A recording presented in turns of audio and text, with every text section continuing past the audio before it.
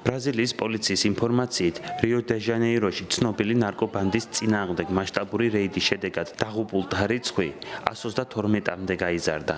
მათ შორის 4 პოლიციელია.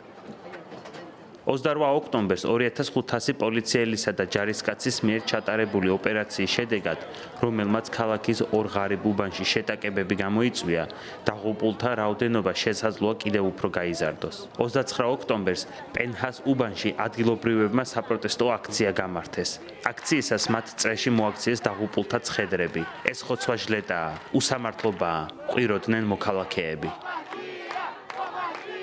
რა სიმხდალეა, ეს ხოცვა-ჟლეტოა. ასეთი რამ მხოლოდ ომის დროს ერაყისა და ღაზას სექტორში გვინახავს.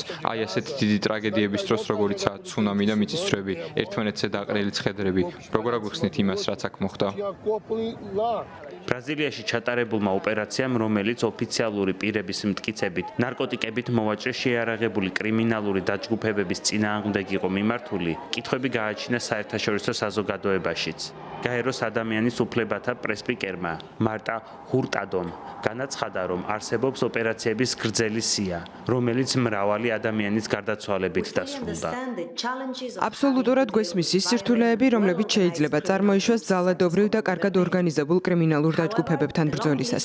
თუმცა ბრაზილიამ უნდა შეწყვიტოს უკიდურესი სისასტიკის ციკლი და უზრუნველყოს, რომ სამართალდამცავი ორგანოების ოპერაციები შეესაბამებოდეს ძალის გამოყენების საერთაშორისო სტანდარტებს. სისასტიკეს რიო შტატის მთავრობა კამანდო ვერმელიოს წინააღმდეგობით ხსნის. მათივე ცნობით კრიმინალებმა სამართალდამცველების წინააღმდეგ გამოიყენეს სხვადასხვა ტიპის შეიარაღება, მათ შორის დრონები.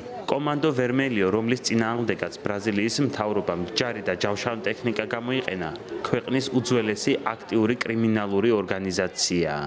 მისი სახელწოდება წითელ სარდლობას ნიშნავს. და მისი წარმოშობა მემარცხენე პატიმრების ორგანიზაციას უკავშირდება, რომელიც ჩამოყალიბდა სამხედრო დიქტატურის დროს, რომელიც ბრაზილიას 1985 წლამდე მართავდა.